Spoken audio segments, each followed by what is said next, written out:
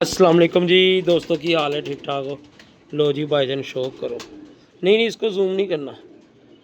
भाईजान सिख सिख कबूतर जिन्होंने कहते हैं ना, वो हैगा जी। ठीक है, तो मतलब अल्लाह माफ़ करे, सरदार भाइयों से माजरत है। वो उस गलों नहीं सिख मतलब है, वो इस गल नज़रिए नाल कहा कि बड़े सख्त वजूद दे ਜਿਹੜੇ बड़े मजबूत कबूतर होंगे ने, अपने इरादियां ਦੇ पक्के होंगे ने।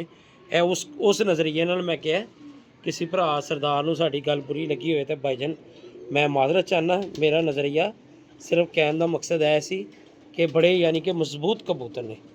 ठीक है, एलो शौक करो, एलो पंजियां दा शौक करो यार, तुसीं छड्डो परे।